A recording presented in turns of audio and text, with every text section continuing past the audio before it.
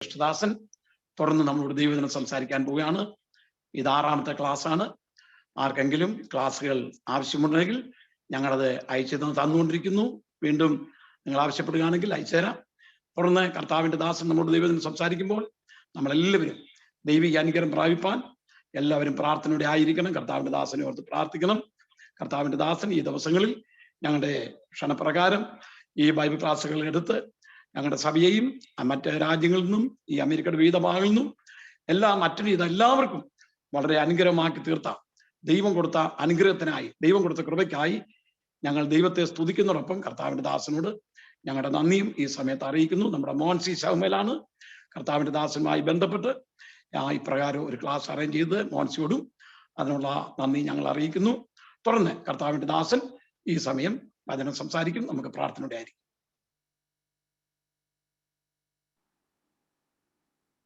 നിങ്ങൾക്ക് എല്ലാവർക്കും കർത്താവ് യേശുക്രിസ്തുവിന്റെ നാമത്തിൽ ഞാൻ പറയുന്നു. നാം ഇത്രയും ദിവസം ഈ 5 ദിവസവും ചിന്തിച്ചുകൊണ്ടിരുന്നത് കർത്താവിലുള്ള ക്രിസ്തുവിലുള്ള ജീവിതത്തെ കുറിച്ചാണ്. വിശുദ്ധ ജീവിതം നയിക്കേണ്ടതിന്റെ ആവശ്യത്തെക്കുറിച്ച് നമുക്ക് വചനം നമ്മളെ പഠിപ്പിക്കുന്നു. എന്താണ് വിശുദ്ധ ജീവിതം എന്ന് ഉള്ള വിഷയമായിരിക്കും നമ്മൾ ഇന്ന് പറയുന്നത്. കാരണം നമ്മൾ ഈ കഴിഞ്ഞ ദിവസങ്ങളിലെല്ലാം ഒരു ക്രിസ്ത്യ ജീവിതത്തിന്റെ പുറകിലുള്ള തത്വങ്ങൾ, പാപത്തെ അതിജീവിച്ച് ജീവിക്കേണ്ട ആ ഒരു തത്വങ്ങളെ കുറിച്ചാണ് പറഞ്ഞതെങ്കിൽ ഇന്ന് നമ്മൾ വിശുദ്ധീകരണം എന്ന വിഷയം. അപ്പം വിചാരിക്കും, അത് തന്നെയല്ലേ വിശുദ്ധീകരണം എന്ന് നിങ്ങൾ ചിന്തിക്കുക ആയിരിക്കാം. പക്ഷെ വിശുദ്ധീകരണം, ക്രിസ്തീയ വിശുദ്ധീകരണം എന്ന് പറയുന്നത് തികച്ചും വ്യത്യസ്തമായ ഒരു കാര്യമാണ്. It's not just about keeping sins away. പാപം ചെയ്യാതിരിക്കുന്ന ഒരവസ്ഥ മാത്രമല്ല വിശുദ്ധീകരണം. എന്താണ് സാങ്ക്ടിഫിക്കേഷൻ? ഈ വിശുദ്ധീകരണത്തിന് എന്താണ്? നമ്മൾ എഫെസ്യ ലേഖനത്തിന്റെ 3:16, 17, 18 വാക്യങ്ങൾ മുതലാണ് ശരിക്കും വിശുദ്ധീകരണത്തെ കുറിച്ചുള്ള ഉപദേശം ആരംഭിക്കുന്നത്. നമ്മൾ റോമാലേഖനം വായിക്കുമ്പോൾ നമുക്ക് മനസ്സിലാവുന്ന ഒരു കാര്യമുണ്ട്. റോമാലേഖനത്തില് നീതീകരണത്തെ കുറിച്ച് വളരെ വിശദമായ ഒരു പഠനമുണ്ട്. പിന്നെ തേജസ്കരണത്തെ കുറിച്ചാണ് പറയുന്നത്. തേജസ്കരണത്തെ കുറിച്ച് വളരെയൊന്നും പറയുന്നില്ല, ഒരധ്യായത്തിന്റെ ഒരു പകുതിയോളം ഭാഗത്ത്.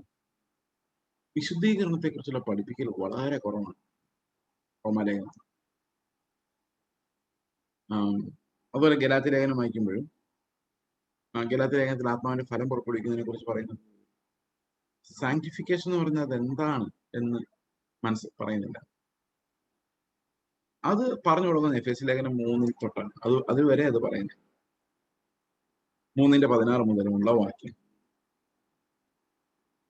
അത് യൂദായുടെ ലേഖനം വരെ ഉള്ള ഭാഗത്ത് ക്രിസ്ത്യൻ സാങ്ക്ടിഫിക്കേഷൻ എന്താണ് എന്നുള്ളതിന്റെ ഒരു വിശദീകരണം ആണ്.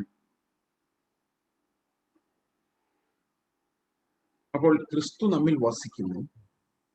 നമ്മൾ ഇന്നലെ വരെ കണ്ടത് അങ്ങനെയാണ്. ഞാനല്ല, ക്രിസ്തു അത്രേ എന്നിൽ വസിക്കുന്നത്. ആ ക്രിസ്തു എന്നിൽ വസിക്കുമ്പോൾ ഞാൻ ദൈവത്തിന്റെ മകനാണ്. കാരണം ആ പുത്രനാണ് എന്നിൽ വസിക്കുന്നത്. പുത്രത്വത്തിന്റെ ആത്മാവാണ് എനിക്കുള്ളത്. എന്നാൽ അതിൻ്റെ കൂടെ വിശുദ്ധീകരണം എന്ന വാക്ക് ഇതിനോട് ചേർത്ത് നമ്മൾ ചിന്തിക്കുമ്പോൾ ഈ നമ്മൾ പലപ്പോഴും വിചാരിക്കുന്നത് ഈ ശുദ്ധീകരണവും വിശുദ്ധീകരണവും തമ്മിൽ കൺഫ്യൂസ് ചെയ്യുന്ന ഒരു രീതിയിൽ നമ്മൾ പലപ്പോഴും ഇതിനെ കാണും. അതായത് വിശുദ്ധ ജീവിതം എന്ന് പറയുമ്പോൾ നമ്മൾ പെട്ടെന്ന് വിചാരിക്കുന്നത് ശുദ്ധമായ ജീവിതം, ക്ലീൻ ലൈഫ്, പാവങ്ങളൊന്നും ചെയ്യാതെ, മോശമായ കാര്യങ്ങളിലൊന്നും ഇടപെടാതെ തന്നെത്താൻ സൂക്ഷിക്കുന്നു.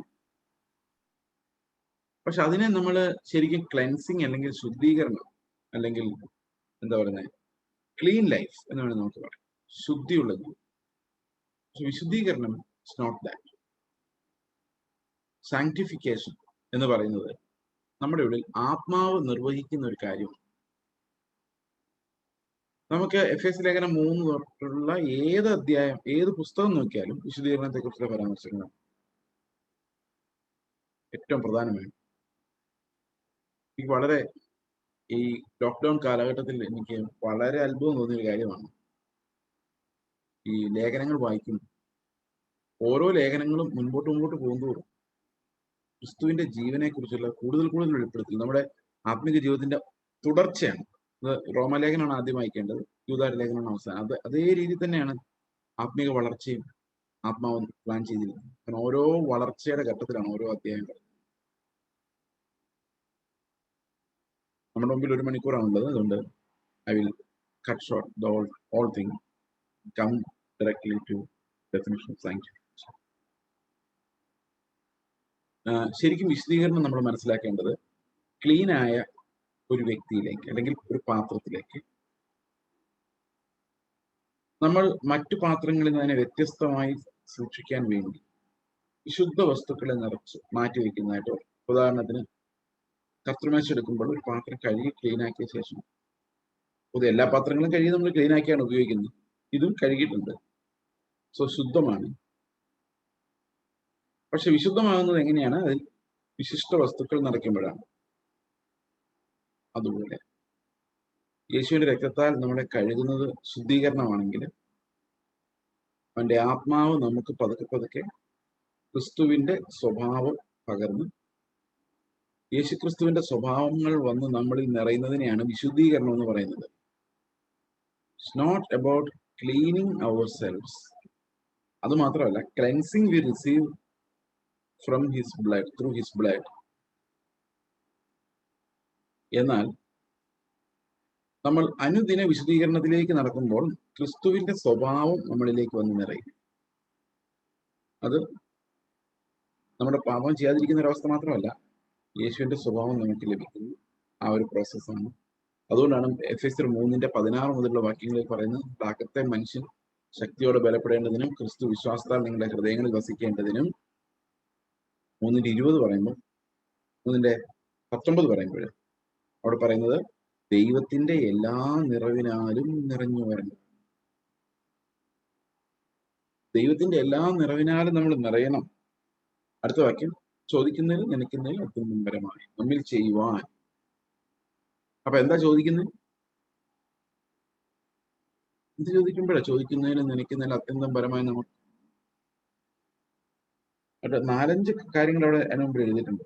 ഒന്ന്, അകത്തെ മനുഷ്യനെ ശക്തിയോടെ ബലപ്പെടണം. ക്രിസ്തു വിശ്വാസത്താൽ നിങ്ങളുടെ ഹൃദയങ്ങളിൽ വസിക്കേണ്ടത്.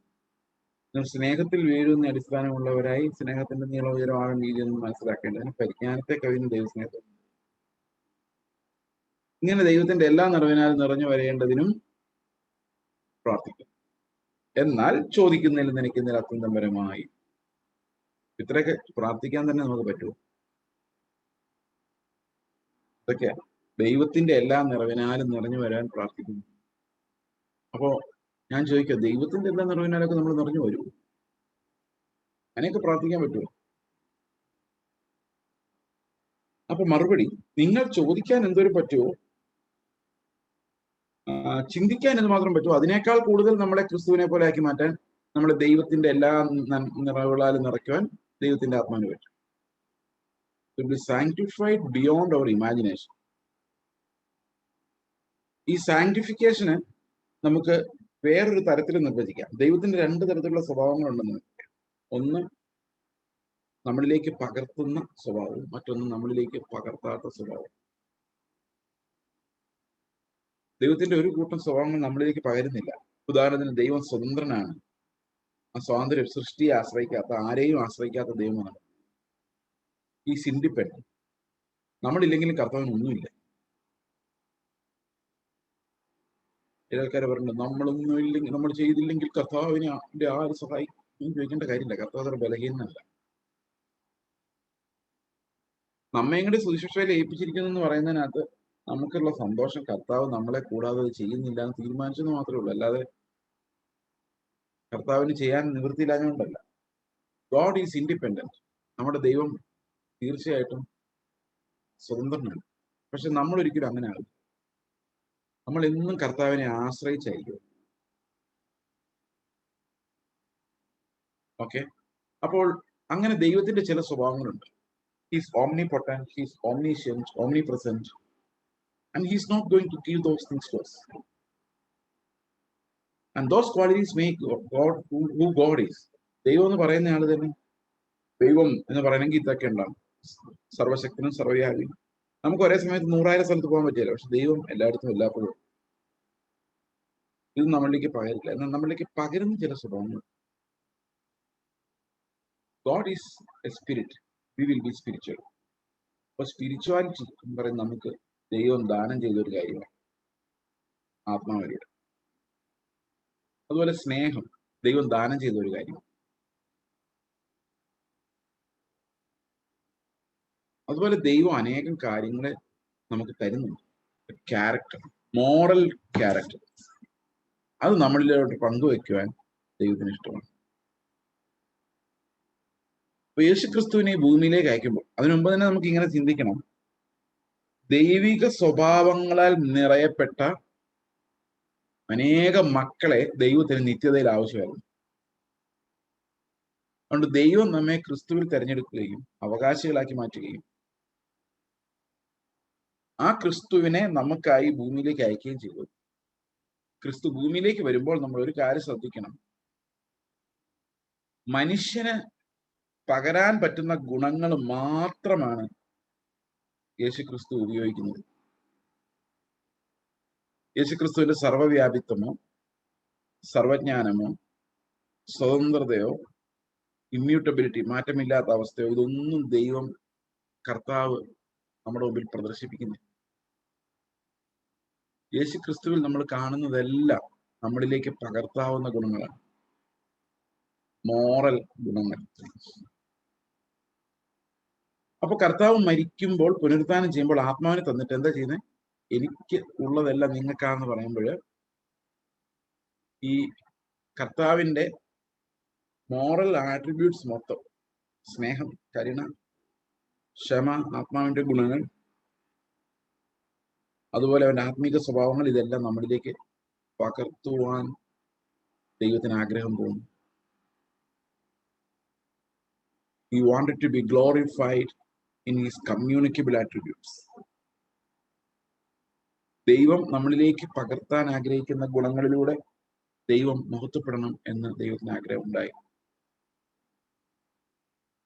അപ്പോൾ മനുഷ്യനിലേക്ക് ആ മഹത്വത്തെ വെളിപ്പെടുത്തി, സ്നേഹത്തെ വെളിപ്പെടുത്തി, മനുഷ്യനെ പോലെ പാപിയായ ഒരു ഗുണവുമില്ലാത്ത ആളുടെ മേലേക്ക് ദൈവം തന്റെ സ്നേഹത്തെ പ്രദർശിപ്പിച്ചു. ദൈവത്തിന്റെ സ്നേഹം എത്ര വലുതാണ് എന്ന് കാണിച്ചു കൊടുക്കും.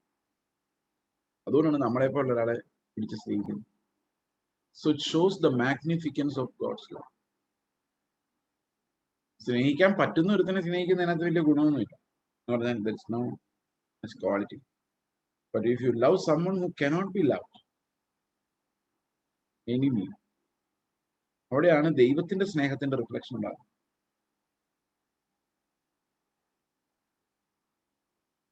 അപ്പൊ ദൈവത്തിന്റെ സ്നേഹം എന്ന് പറയുന്നത് അത് അത്രയും ഭയങ്കരമായ ഡിവൈൻ ലവ്, അത് നമ്മളിലേക്ക് പകർത്തിയിട്ട് ഇങ്ങനെയാണ് പറയുന്നത്, പിതാവ് എന്നെ സ്നേഹിച്ച പോലെ. തൃത്വത്തിനകത്തുള്ള കമ്മ്യൂണിക്കേറ്റഡ് ആട്രിബ്യൂട്ട്, പിതാവ് എന്നെ സ്നേഹിച്ച പോലെ ഞാൻ നിങ്ങളെ സ്നേഹിക്കുന്നു. അടുത്തത്, ഞാൻ നിങ്ങളെ സ്നേഹിച്ച പോലെ നിങ്ങൾ പരസ്പരം സ്നേഹിക്കും. ഞാനിത് ആലോചിക്കുമായിരുന്നു, എന്റെ ദൈവമേ, പിതാവ് പുത്രനെ സ്നേഹിച്ച സ്നേഹം, ആ സ്നേഹം എനിക്ക് തന്നിട്ട് കർത്താവ് പറയാണ്, ഇതേ സ്നേഹം നിങ്ങൾ അടുത്തുള്ളവർക്ക് കൊടുത്തേക്ക്. This is a qualitatively different thing, not just qualitatively. It's not that divine love is more qualitative than human love. അങ്ങനെയൊന്നുമല്ല, അങ്ങനെ പോലും അല്ല. അതാണ് quite a different substance. ഈ ഡിവൈൻ ലവ് അല്ലെങ്കിൽ അഗപ്പെ എന്ന് പറയുന്നത് it's quite a different substance. രണ്ടല്ല, അതിന്റെ പ്രോപ്പർട്ടീസ് എല്ലാം ഡിഫറെന്റ് ആണ്. ഇപ്പൊ നമ്മളൊരു സ്ലോപ്പിൽ കുറച്ച് വെള്ളം വെച്ചാൽ താഴോട്ട് ഒഴുകും. അതിന്റെ പ്രോപ്പർട്ടി അങ്ങനെയാണ്, വെള്ളത്തിന്റെ പ്രോപ്പർട്ടി അങ്ങനെയാണ്. എന്നാൽ മെർക്കുറി അങ്ങനെയല്ല, അതിന് വിസ്കോസിറ്റി കൂടുതലായതുകൊണ്ട് അത് താഴോട്ട് അങ്ങനെ ഒഴുകി പോവില്ല. So different substances, different properties. യേശുവിന്റെ സ്നേഹം അല്ലെ അഗപ്പെ എന്ന് പറയുന്നതും ഒരു ഡിഫറെന്റ് സബ്സ്റ്റൻസ് ആണ്. It's not something that a human being can produce ever. മനുഷ്യർ പ്രൊഡ്യൂസ് ചെയ്യുന്ന സ്നേഹം റിസീവ് ചെയ്യാൻ എപ്പോഴും ആൾ വേണം. റിസീവ് ചെയ്യാൻ ആൾ വേണമെന്ന് മാത്രമല്ല, റിസീവ് ചെയ്യാൻ നല്ല ആൾക്കാർ വേണം. എല്ലാ സ്നേഹവും റിസീവ് ചെയ്യാൻ ആൾ വേണം, പക്ഷെ മനുഷ്യന്റെ സ്നേഹം റിസീവ് ചെയ്യണമെങ്കിൽ നമുക്ക് അപ്പീലിംഗ് ആയിട്ടുള്ള ആൾക്കാർ വേണം. എനിക്ക് സ്നേഹിക്കണമെങ്കിൽ എനിക്ക് ഗുണമുണ്ടെന്ന് തോന്നുന്ന ആൾക്കാർ വേണം. അല്ലെങ്കിൽ എന്നെ തിരിച്ച് ഇത്തിരിയെങ്കിലും സ്നേഹിക്കുന്ന ആൾ വേണം. ഇത്തിരിയെങ്കിലും ഒരു 100 കിലോ സ്നേഹം ഞാൻ ആർക്കെങ്കിലും കൊടുത്താൽ ഒരു 500 ഗ്രാം പോലും എനിക്ക് തിരിച്ചു കിട്ടാനില്ലെങ്കിൽ ആ 100 കിലോ സ്നേഹം കുറഞ്ഞു 50 കിലോ ആയി, 10 കിലോ ആയി, 0 ആയി, ദേഷ്യമായി മാറും. പലരും പറയാറുണ്ടോ, എന്നോട് ആ മനുഷ്യന് യാതൊരു സ്നേഹവും ഇല്ല പാസ്റ്റർ. അദ്ദേഹം എന്തിനാണ് നിങ്ങളെ സ്നേഹിക്കുന്നത്? നിങ്ങൾ അങ്ങോട്ട് സ്നേഹിച്ച പോലെ. പക്ഷേ A human being cannot produce that unconditional love. കാരണം നമ്മുടെ സ്നേഹത്തിന്റെ ബഡുകൾ അല്ലെങ്കിൽ ആ മുകുളങ്ങൾ അങ്ങനെ ഇരിക്കട്ടെ, കലാപരമായിട്ടിരിക്കട്ടെ, ആ മുകുളങ്ങൾ പിരിയുന്നത് വേറെ ആരുടെയെങ്കിലും കയ്യിൽ സ്നേഹം കിട്ടുമ്പോഴാണ്. അത് കിട്ടാതെ ഇത് വിരിയില്ല, അല്ലെങ്കിൽ അത് കിട്ടാനുള്ള ആഗ്രഹത്തിലാണ്. So it's a mutually connected love. അതിന്റെ പ്രോപ്പർട്ടി അതാണ്. എന്നാൽ അഗപ്പെ അങ്ങനെയല്ല. അഗപ്പെ നേരെ മുകളിലോട്ട് കയറി ഒഴുകും. എന്ന് പറഞ്ഞാൽ ഒട്ടും എന്നെ സ്നേഹിക്കാത്ത ആളിലേക്ക് ഒഴുകും. സോ അത് ദൈവികമായ സ്നേഹത്തിന്റെ പ്രത്യേകതയാണ്. So I'm not looking at how the other person is behaving with me or nothing. ഒരു 3-4 years ബാക്ക് ഐ സപ്പോസ് ഞാനും എൻ്റെ ഭാര്യയും തമ്മിൽ ഭയങ്കര എന്ന് പറഞ്ഞാൽ ഭയങ്കര എന്ന് പറയാൻ പറ്റില്ല. പക്ഷെ എന്ത് പറഞ്ഞാലും അങ്ങോട്ടും ഇങ്ങോട്ടും ഇഷ്ടപ്പെടായ്മ. എന്താ പറയുന്നത്, ഞാൻ എന്ത് പറഞ്ഞാലും പുള്ളിക്കാരിക്ക് ഇഷ്ടപ്പെടുന്നില്ല. വൈഫ് എന്ന് പറഞ്ഞാൽ എനിക്ക് ഇഷ്ടപ്പെടുന്നു. 3 ദിവസമായി 4 ദിവസമായി 5 ദിവസം ഇങ്ങനെ ഇത് മാറുന്നില്ല. അപ്പൊ ഞാൻ കർത്താവിനോട് പറഞ്ഞു, എന്റെ കർത്താവ് ഇത് എന്താണ് ഞങ്ങളുടെ കുടുംബത്തിൽ? ഞാൻ ഒരിക്കലും എന്ത് സംസാരിച്ചാലും 1 മണിക്കൂർ മാക്സിമം. ഇത് ഒരാഴ്ചയായല്ലോ, ഇത് എന്ത് പറഞ്ഞാലും ഇത് എന്താ സംഭവം? ഞാൻ കർത്താവിന് ചോദിക്കും. കർത്താവിനോട് പറഞ്ഞു, അത് നീ അകപ്പേന്ന്. അപ്പൊ എനിക്ക് കാര്യം മനസ്സിലായി. ഈ ഇങ്ങോട്ട് എങ്ങനെയാന്നുള്ള കാര്യം നമ്മൾ നോക്കേണ്ട കാര്യം, അങ്ങോട്ട് എങ്ങനെയാന്ന് മാത്രം നോക്കണം. കർത്താവ് കാരണം അത് മാത്രം നമ്മൾ ചോദിക്കും. നിന്റെ ഭർത്താവ് അല്ലെങ്കിൽ ഭാര്യ അല്ലെ മക്കളല്ലേ അയൽക്കാരൻ നിന്നോട് എങ്ങനെ പെരുമാറി, അതുകൊണ്ടല്ലേ എന്റെ മോൻ തിരിച്ചങ്ങനെ അടിച്ചു കൊടുത്തു എന്ന് നമ്മുടെ അവിടുത്തെ അമ്മമാര് പറയുമായിരിക്കും. പക്ഷെ ദൈവം അങ്ങനെയല്ല. ദൈവം ചോദിക്കുന്നത് നീ എന്തിനു പെരുമാറുന്ന മാത്രം എന്നോട് എക്സ്പ്ലെയിൻ ചെയ്താൽ മതി. അപ്പോൾ അവൻ എന്നെ മാന്തി എല്ലാം അടിച്ചു, അത് എനിക്ക് കേൾക്കണ്ട. അത് സെപ്പറേറ്റ്. നിന്റെ ഭാഗത്തുനിന്നുണ്ടായത് എന്താണ്? അത് അവനെ അത്രയും പ്രൊവോക്ക് ചെയ്തപ്പോഴാണ് ഞാൻ അവനെ ചീത്ത പറഞ്ഞത്. അത് അവൻ പ്രൊവോക്ക് ചെയ്തതിന് ഞാൻ അവനോട് ചോദിച്ചോളാം. അതിന് നീ ഉത്തരം പറയേ വേണ്ട. അവൻ എന്ത് ചെയ്താലും നീ എന്തിനിങ്ങനെ പെരുമാറി, അതാണ് ദൈവത്തിന് മുമ്പിലേക്ക് നമ്മൾ നിൽക്കേണ്ട ഒരു. അപ്പൊ എനിക്കൊരു കാര്യം മനസ്സിലായി, തിരിച്ച് ഇങ്ങോട്ട് പെരുമാറുന്ന എങ്ങനെയാന്ന് നോക്കേണ്ട കാര്യമില്ല. ഇതാണ് അഗപ്പെ എന്ന് എനിക്ക് മനസ്സിലായി. അല്ലാതെ അഗപ്പെ എന്റെ ശരീരത്തിൽ ഉണ്ടായൊന്നുമില്ല. പക്ഷെ അത് മനസ്സിലാക്കുന്ന തന്നെ വലിയ കാര്യമാണ്. അത് വിശ്വാസത്താൽ മാത്രമേ അഗപ്പെ ഉണ്ടാവുള്ളൂ കേട്ടോ. ആത്മാവിനാൽ മാത്രം, ആത്മാവിന്റെ ഫലമായി മാത്രമേ നമ്മളിൽ അഗപ്പെ ഉണ്ടാവൂ. You cannot create agape. അതുകൊണ്ടാണ് ആത്മാവിനെ കൂടാതെ നമുക്ക് ഒന്നും ചെയ്യാൻ പറ്റില്ല എന്ന് ബൈബിൾ പറയുന്നത്. ആത്മാവിനെ കൂടാതെ വിശദീകരണം ഇല്ല. ആത്മാവ് വന്നാൽ മാത്രമേ നമുക്ക് ഈ ദൈവിക സ്വഭാവങ്ങളുള്ളൂ, അല്ലെങ്കിൽ നമ്മൾ വെറും മണ്ണാണ്. അപ്പൊ ആത്മാവ് ഒരു അന്യഭാഷ പറയുന്നതാണ് കാര്യമെന്ന് നമ്മൾ വിചാരിക്കുന്നത്. അതുകൊണ്ട് അതില്ലെന്നല്ല അത്. പക്ഷെ ഇതാണ് കാര്യം, അവന്റെ സ്വഭാവം, അവന്റെ സ്നേഹം, ആത്മാവിന്റെ ഫലം. ഈ ആത്മാവിന്റെ ഫലം എന്ന് പറയുമ്പോൾ സ്നേഹം, സന്തോഷം എന്നൊക്കെ നമ്മൾ പറയുന്നുണ്ട് കാണാതെ. പക്ഷെ അതിന്റെ പ്രോബ്ലം, ഇത് നമ്മൾ ഉദ്ദേശിക്കുന്ന സാധനമല്ല. നമ്മൾ അൺകണ്ടീഷണലാണ്. അപ്പൊ അൺകണ്ടീഷണൽ ലവ് അയ്യോ എനിക്കില്ലല്ലോ എന്ന് പറഞ്ഞിട്ട് കാര്യമില്ല, അതില്ല. അതുകൊണ്ടാണ് നമ്മളെല്ലാം ഇങ്ങനെ പാപിയിലായിട്ട്. എന്നാൽ അതുണ്ട്. അതുകൊണ്ടാണ് നമ്മൾ നീതീകരിക്കപ്പെട്ടവരെന്ന് വിളിക്കുന്നത്. ഉണ്ടത് എവിടെന്നാ വരുന്നത്? ആത്മാവിനാണ് വരുന്നത്. ആത്മാവിനെ അനുസരിച്ച് നടത്തുന്നവർക്ക് മാത്രമേ ന്യായപ്രമാണം നിറവേറ്റാനുള്ള സ്നേഹം അവരുടെ ഉള്ളിൽ ഉണ്ടാവും. ഓക്കെ.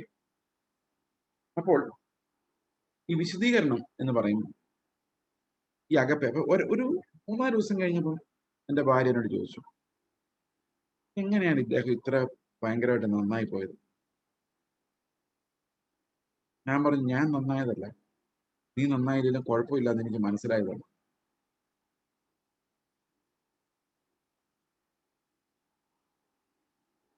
അപ്പോഴാണ് പുള്ളിക്കാരി മനസ്സിലാകുന്നത് അഗപ്പെ എന്ന് പറഞ്ഞു സാധനം.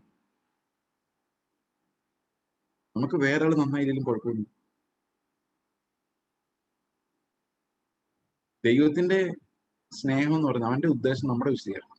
ഞാനിപ്പോഴും ആലോചിക്കുന്ന കർത്താവെ എന്റെ വിശദീകരണം, നത്തിങ് മോർ. അപ്പൊ നമ്മൾ മറ്റുള്ളവർ അങ്ങനെ പെരുമാറിയത് കൊണ്ടാണ് ഞാൻ ഇങ്ങനെയെന്ന് പറയാൻ പരിപാടി നടക്കില്ല. That's not all. സാങ്ക്ടിഫിക്കേഷൻ കർത്താവിനെ നോക്കി ചുറ്റുമുള്ളവർ എന്താ ചെയ്യുന്ന കർത്താവിന് പ്രശ്നം. He standard same everyday. നമ്മൾ അങ്ങനെയല്ല. നമ്മൾ ഇരുട്ടുള്ളിടത്ത് കത്തു, അല്ല അല്ല വെളിച്ചമുള്ളിടത്ത് മാത്രമേ കത്തു. ശ്രദ്ധിച്ചിട്ടുള്ളത് നമ്മുടെ സ്വഭാവം അങ്ങനെയാണ്. ഇങ്ങോട്ട് ചിരിച്ചാൽ അങ്ങോട്ട് ചിരിക്കാം. അവൻ എന്നെ കാണുന്ന ചിരിക്കാൻ പോയി, ഞാനും വിട്ടുകൊടുത്തൊന്നുമില്ല എന്ന് പറഞ്ഞാൽ അവിടെ ഇരുട്ട് വ്യാപിക്കുമ്പോൾ ഞാനും ഇരുട്ടാണ്. അല്ലാതെ അവിടെ പോയി ഞാൻ കത്തുകയില്ല എന്ന് പറഞ്ഞു. അപ്പൊ അതിനർത്ഥം എന്താ? എനിക്ക് വെളിച്ചമില്ല.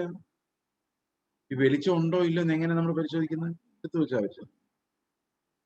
പണ്ടൊക്കെ ഈ റേഡിയം ഡയറുള്ള വാച്ച്, റേഡിയം അല്ലത് ഫ്ലൂറസൻ സബ്സ്റ്റൻസ് ഉള്ള വാച്ച് ചെറുപ്പത്തിലേക്ക് കിട്ടുമായിരുന്നു.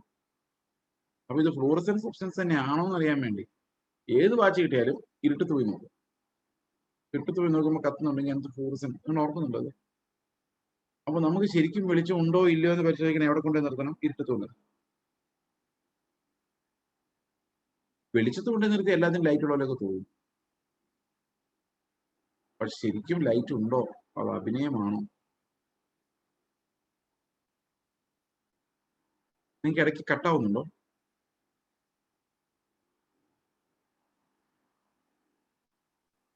കട്ടാകുന്നില്ല, കേൾക്കുന്നുണ്ട്. ഓക്കെ. അപ്പൊ ശരിക്കും ഇത് അഭിനയമാണോ അതോ ഒറിജിനലി ഇവന് ലൈറ്റ് ഉണ്ടോ എന്ന് അറിയണമെങ്കിൽ നമ്മൾ എവിടെ കൊണ്ട് നിർത്തും? റിഫ്ലക്ഷൻ ആണോ അതോ ഒറിജിനൽ ആണോ എന്ന് അറിയണമെങ്കിൽ നമ്മൾ എടുത്തുകൊണ്ട്. അതുപോലെ ഇരുട്ടത്ത് കത്തുന്നുണ്ടെങ്കിൽ മാത്രമേ നമ്മൾ അതിനെ അഗപ്പേന്ന് വിളിക്കാൻ പറ്റൂ. കാരണം യേശുക്രിസ്തുവിനെ പരിചയപ്പെടുത്തപ്പോൾ തന്നെ യോഹന്നാൻ പറയുന്ന ഒരു കാര്യമാണ്, അവൻ ലോകത്തിന്റെ വെളിച്ചമാണ്, അവനിൽ ജീവൻ ഉണ്ടായിരുന്നു, ജീവൻ മനുഷ്യർക്ക് വെളിച്ചമായി, അത് ഇരുളിൽ പ്രകാശിക്കുന്നു, ഇരുളോ അതിനെ പിടിച്ചടക്കിയില്ല. അപ്പം ക്രൂശിൽ ഭയങ്കരമായിട്ടും കർത്താവിന്റെ സ്നേഹം വെളിവാണ്. അത് ഇരുട്ടായിരുന്നു മൊത്തം, ഒരാളും അടുത്തില്ലാത്ത ഇരുട്ടായിരുന്നു. അതുപോലെ തന്നെ കർത്താവ് അത്തിമരത്തെ ശപിക്കുന്ന ഒരു കാര്യം ഞാൻ പല സ്ഥലത്ത് പറഞ്ഞു. അത്തിമരത്തെ ശപിക്കുന്ന കഥ എനിക്കറിയാലോ. യെരൂശലേമിലേക്ക് പോയപ്പോൾ കർത്താവിന് വിശന്നപ്പോൾ വഴിയിൽ അത്തിമരത്തെ കണ്ടിട്ട് പഴം കിട്ടുമെന്ന് നോക്കിയപ്പോൾ പഴമില്ല, അവിടെ കായ്കൾ മാത്രമേ ഉള്ളൂ, അല്ല സോറി ഇല മാത്രമേ ഉള്ളൂ. അപ്പൊ കർത്താവ് അത്തിമരത്തെ ശപിച്ചു, മേലാൽ നീ ഫലം കൊടുക്കാതെ പോകട്ടെ എന്ന് പറഞ്ഞു. അതിന് താഴെ എഴുതിയിട്ടുണ്ട്, അത് അത്തിപ്പഴത്തിന്റെ കാലമായിരുന്നു.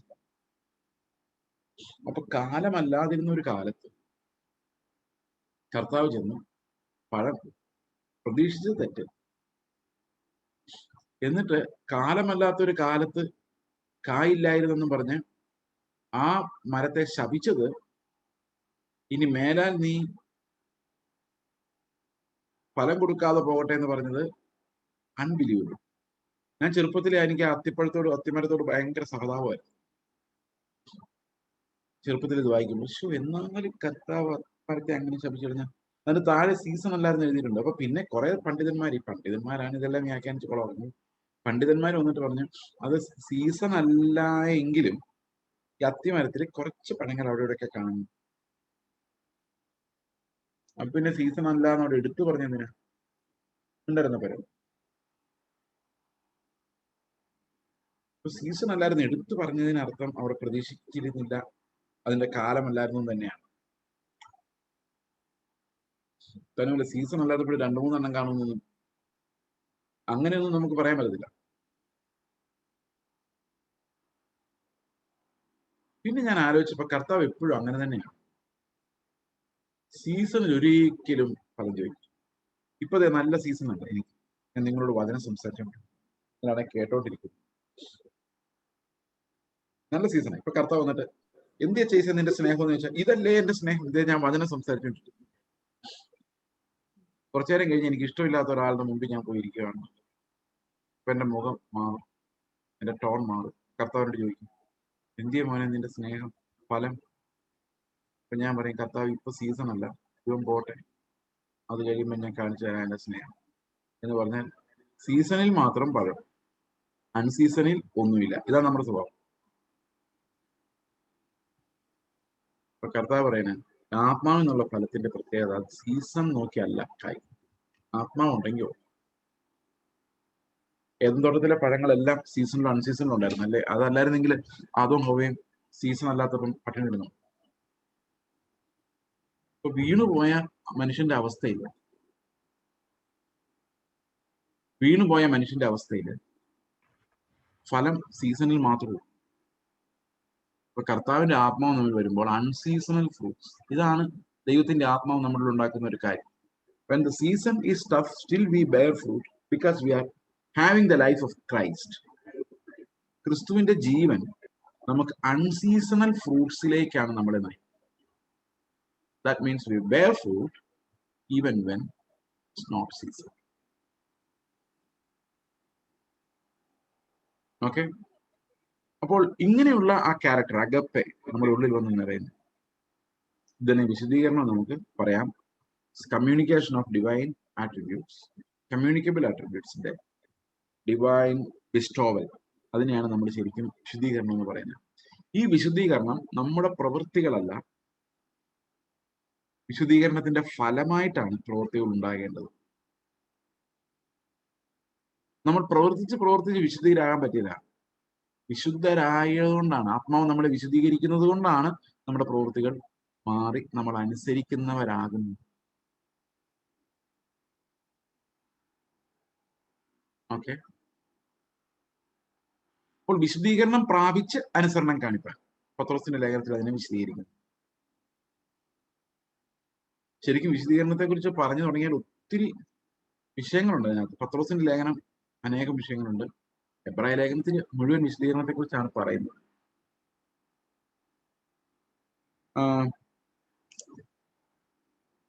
ഈ വിശുദ്ധീകരണത്തിന്റെ ഒരു പ്രോസസ്സ്, എങ്ങനെയാണ് ഈ വിശുദ്ധീകരണം നടക്കുന്നത് എന്നുള്ള കാര്യം നമുക്ക് പത്രോസിന്റെ ലേഖനത്തിൽ നിന്ന് ശ്രദ്ധിക്കാം. 1 പത്രോസ് 1-ാം അധ്യായം 1ഉം 2ഉം വാക്യങ്ങൾ നമ്മൾ വായിക്കുന്നു. അവിടെ ഈ ഒരു പ്രത്യേക പരാമർശത്തോടെ നമുക്ക് വായിക്കാം. Peter, an apostle of Jesus Christ, to those who are elect exiles of the dispersion. പാർക്കത് എഴുതിയിരിക്കുന്ന എല്ലാവർക്കും അല്ല, elect exiles, പരദേശികൾ, തെരഞ്ഞെടുക്കപ്പെട്ട പരദേശികൾ. അവരുടെ പ്രത്യേകത എന്താണ്? According to the foreknowledge of God, ദൈവത്തിന്റെ മുന്നറിവ്, ദൈവത്തിന്റെ മുന്നറിവിന് ഒത്തവണ്ണം ഉള്ളവർക്കാണ് എന്ന് പറഞ്ഞാൽ ദൈവത്തിന് അറിയാവുന്നവർ. ആരാണ് എന്ന് ഞാൻ ആരാണ് എന്ന് ദൈവത്തിന് അറിയാം. ആരാണ്? എൻ്റെ മകനാണ്, അറിയാം. അങ്ങനെ ദൈവത്തിന് എന്നെ മുന്നമേ അറിയാം. അങ്ങനെ മുന്നറിഞ്ഞു. In the sanctification of the spirit, ആത്മാവിന്റെ വിശദീകരണം പ്രാപിച്ചത്. For obedience to Jesus Christ, അനുസരണം കാണും. അപ്പൊ എങ്ങനെ അനുസരണം വരുന്നത്? നമുക്ക് നമ്മുടെ വിശ്വാസത്തിന് അനുസരണം വരുന്നത് എങ്ങനെയാ? വിശ്വാസം, നമ്മുടെ ഉള്ളിൽ ഉണ്ടാകുന്ന വിശ്വാസത്തിന് അനുസരണം വരുന്നത് നമ്മുടെ ഹൃദയങ്ങൾ വിശുദ്ധീകരിക്കപ്പെടുമ്പോഴാണ്. Sanctification of the spirit to produce obedience. അപ്പൊ ക്രിസ്തുവിന്റെ സ്വഭാവം എന്ന് നമ്മൾ നിറയുമ്പോൾ നമ്മുടെ പ്രവൃത്തികൾ ദൈവത്തോട് അനുസരണമായി മാറും. വിശുദ്ധീകരണത്തിൽ നിന്ന് അനുസരണം ഉണ്ടാകണം. ഓക്കെ, അപ്പൊ നമ്മുടെ ലക്ഷ്യം എന്താണ്? വിശുദ്ധീകരണമാണ്. പത്രോസിന്റെ ലേഖനത്തിൽ പറഞ്ഞ നിങ്ങളെ വിളിച്ചവൻ വിശുദ്ധനായിരിക്കുന്നവർ നിങ്ങളും വിശുദ്ധരായിരിക്കും. സോ സ്റ്റാൻഡേർഡ് ഓഫ് ഹോളിനെസ് നമ്മൾ ഉണ്ടാക്കുന്നതല്ല, ദൈവത്തിന്റെ കാര്യം. ഞാൻ വിശുദ്ധനായിരിക്കുന്ന പോലെ നിങ്ങളും വിശുദ്ധനായിരിക്കും.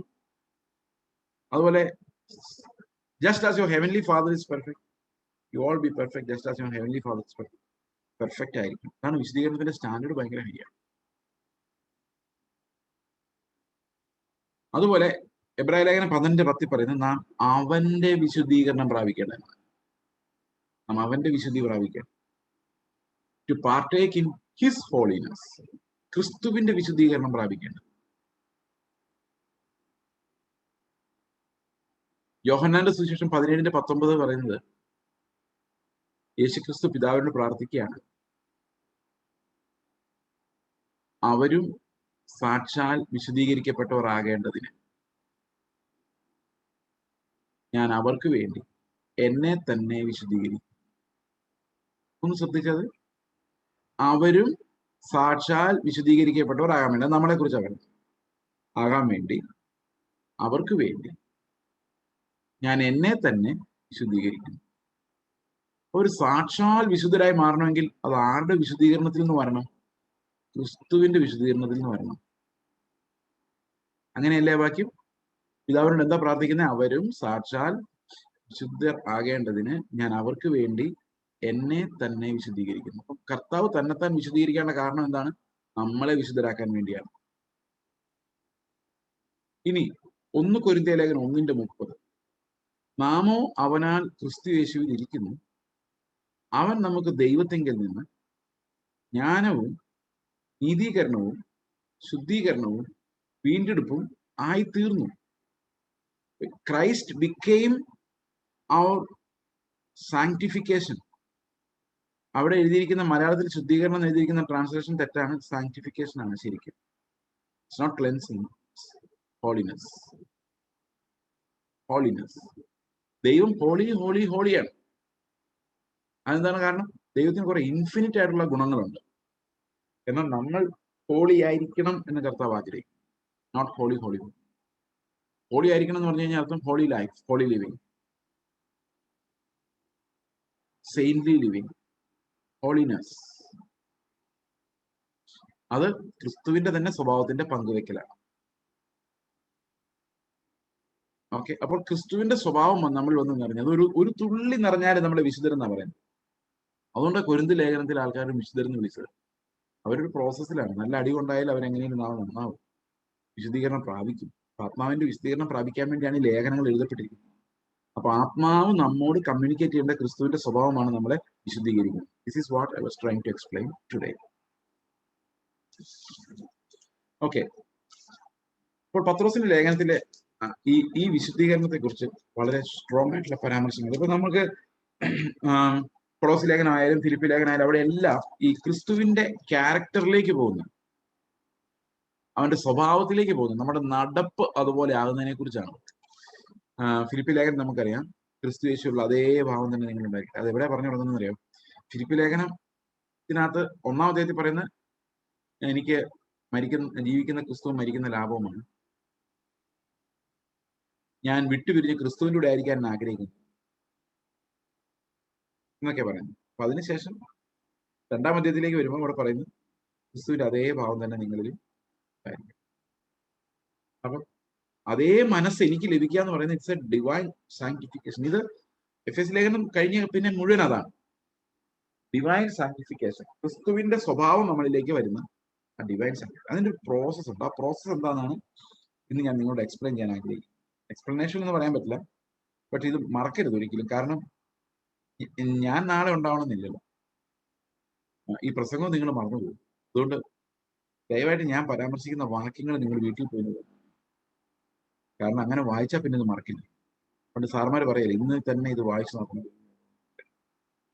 So you need to read these scriptures once again. The scriptures that I bring to you. Okay. 1 പത്രോസിന്റെ തുടർന്നുള്ള ഭാഗങ്ങൾ നമ്മൾ വായിക്കുമ്പോൾ 12-ാം വാക്യം മുതൽ 1-ന്റെ 13-ാം വാക്യം മുതൽ നമ്മൾ ആ വിശുദ്ധീകരണത്തിന്റെ വിളിയാണ് കാണുന്നത്. കർത്താവ് വിശുദ്ധനായിരിക്കുന്ന പോലെ നമ്മളും വിശുദ്ധരായിരിക്കണം. അതില് and if you call on him, 15-ാം വാക്യം, but as he who called you is holy, you also be holy in all your conduct, since it is written, you shall be holy, for I am holy. അപ്പൊ ഇങ്ങനെ നമ്മളോട് പറഞ്ഞു കഴിയുമ്പോൾ നമുക്കിത് നമ്മളെ കൊണ്ട് കഴിയാത്ത ഒരു ആഹ്വാനമായിട്ട് മാറും. കാരണം ദൈവം വിശുദ്ധനായിരിക്കുന്ന പോലെ നമ്മളും വിശുദ്ധരായിരിക്കാൻ ഒന്ന് ട്രൈ ചെയ്യാം. Possibly try do that.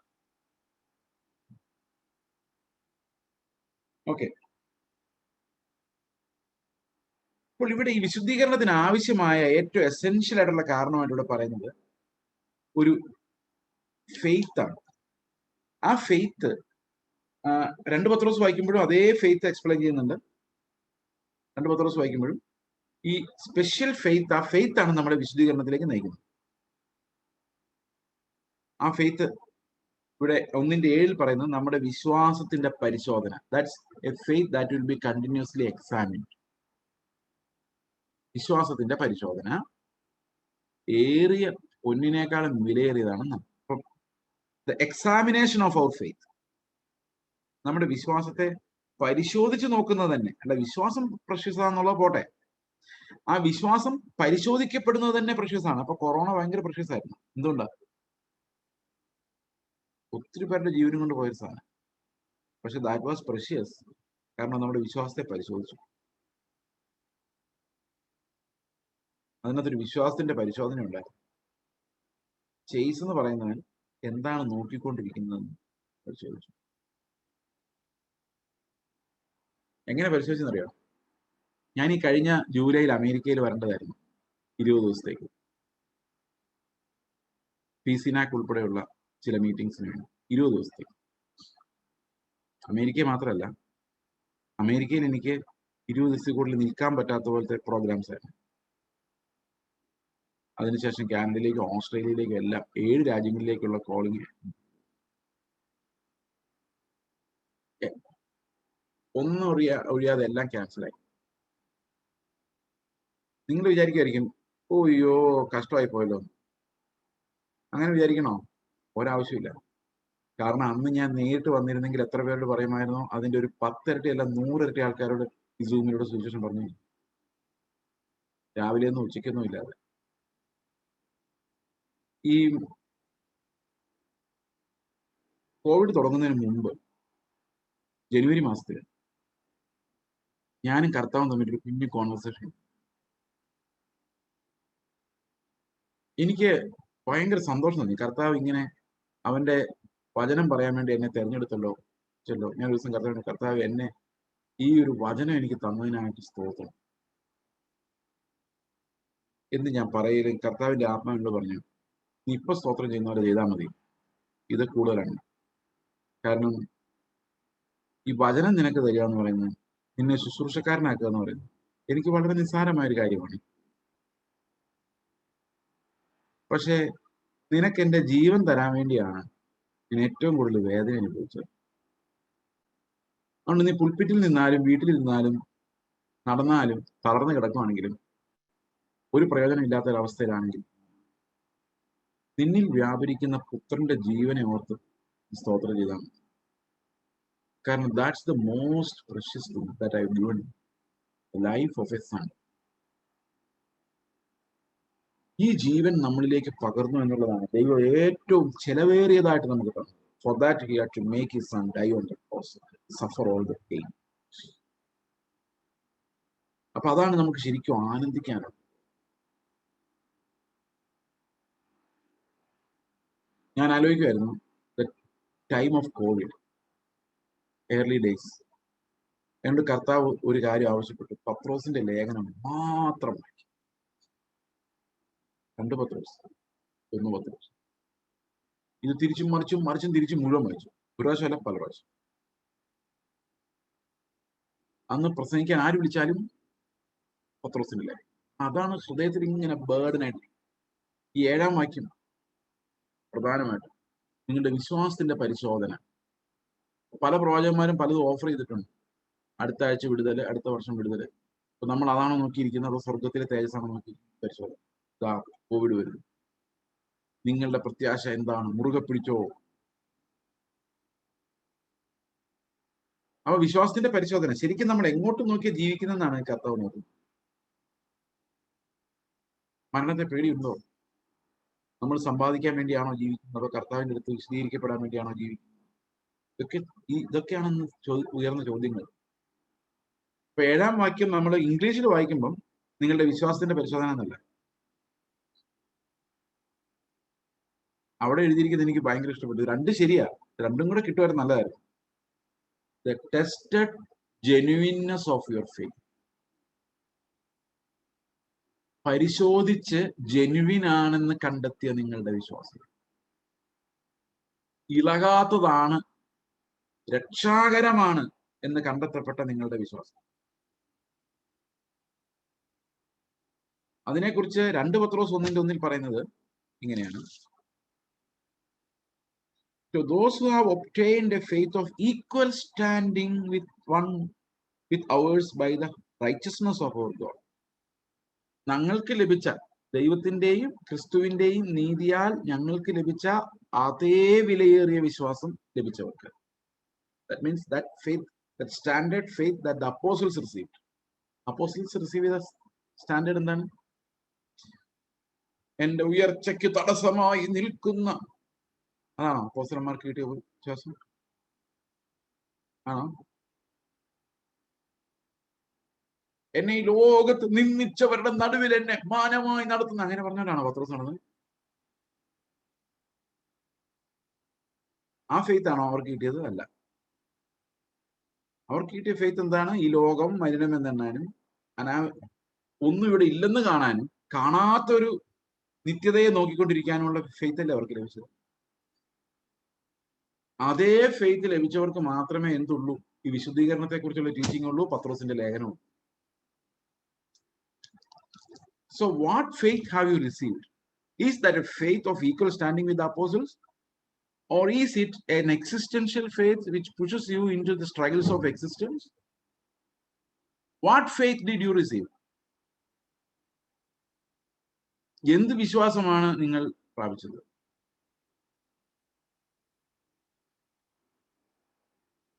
Okay. അപ്പോൾ if you have received a genuine faith that was received by the apostles, if you had the same faith, you will be sanctified. കാരണം ആ വിശ്വാസം നിങ്ങളെ ഉറപ്പായും വിശുദ്ധീകരിക്കും. ഓക്കെ, ആ വിശുദ്ധീകരണത്തെ കുറിച്ചാണ്, അതെന്താണെന്നാണ് 2 പത്രോസ് എക്സ്പ്ലെയിൻ ചെയ്യുന്നത്.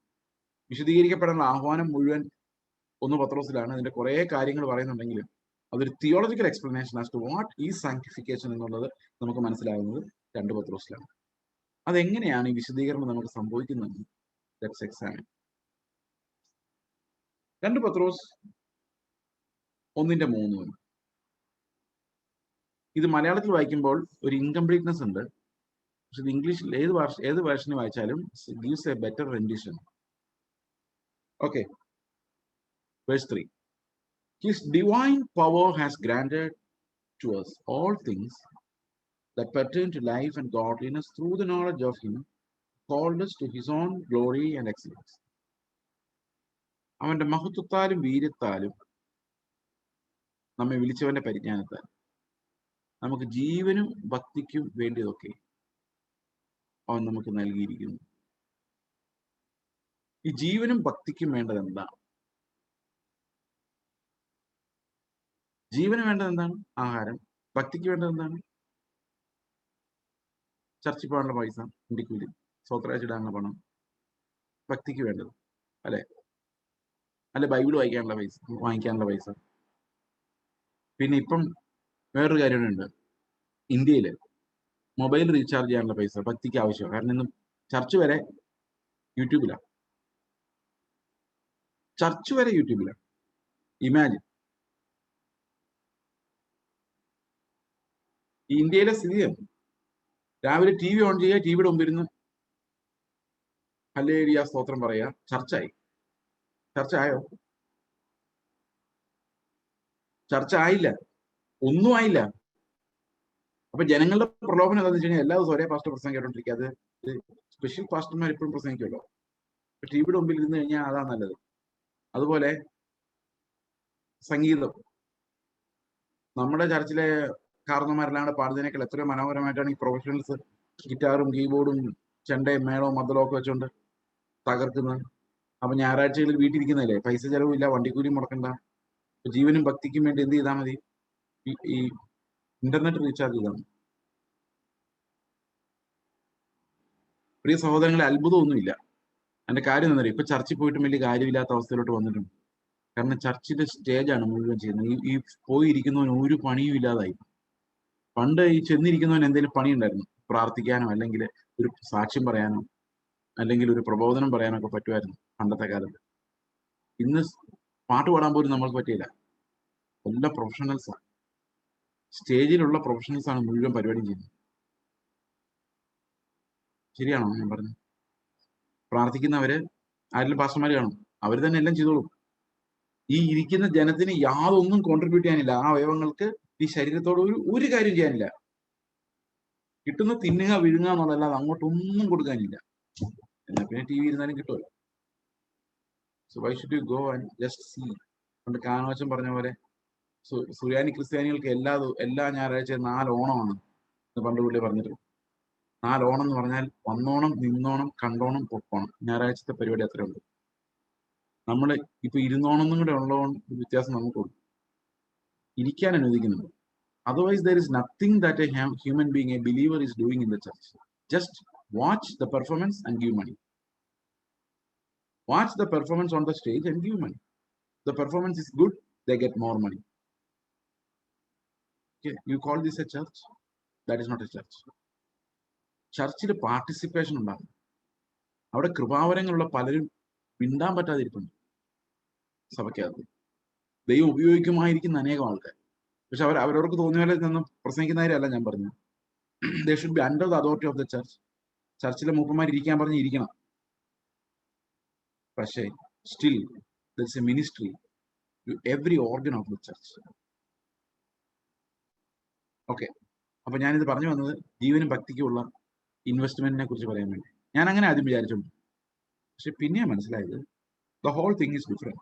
കർത്താവ് പറയുന്ന ആ ഒരു വിഷയമല്ല. എന്താ പറയുന്നൊക്കെ?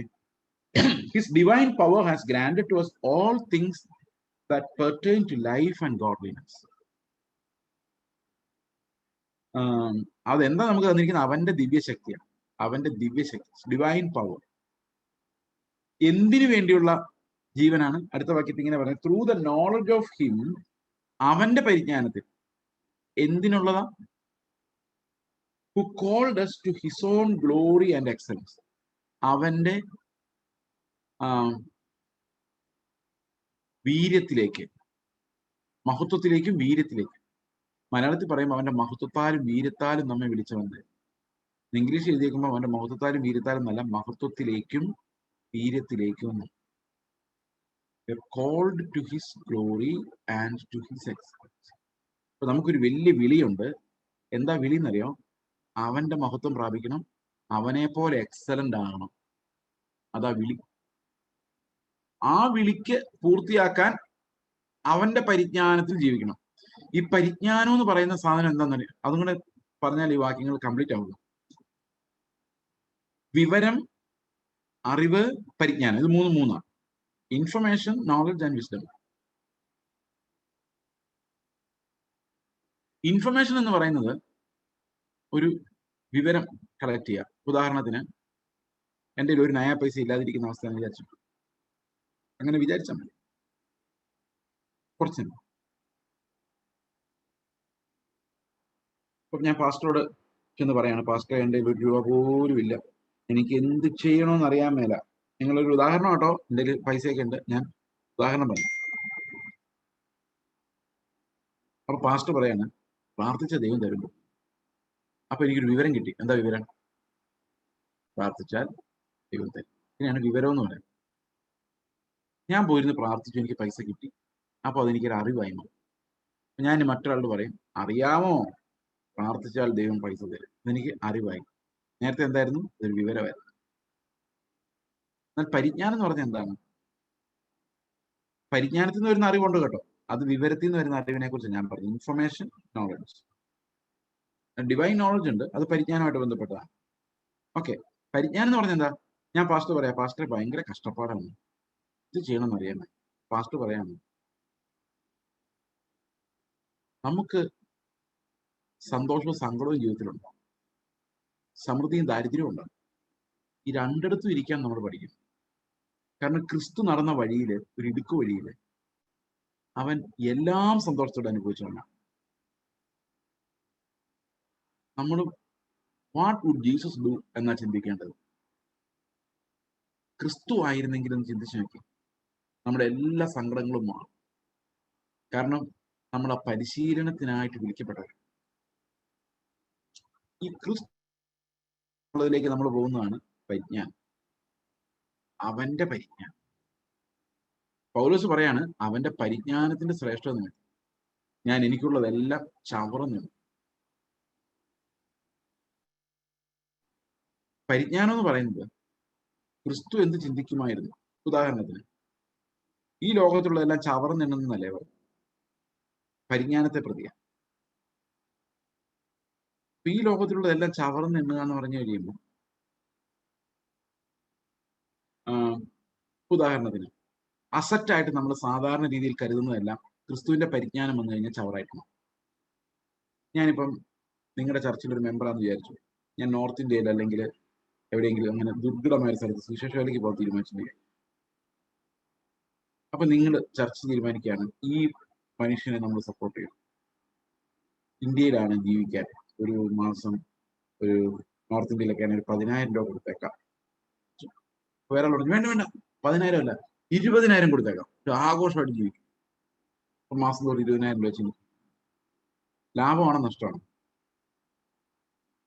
പരിപാടി ലാഭമാണോ നഷ്ടമാണോ? ലാഭം എന്ന് പറയാൻ പറ്റില്ല.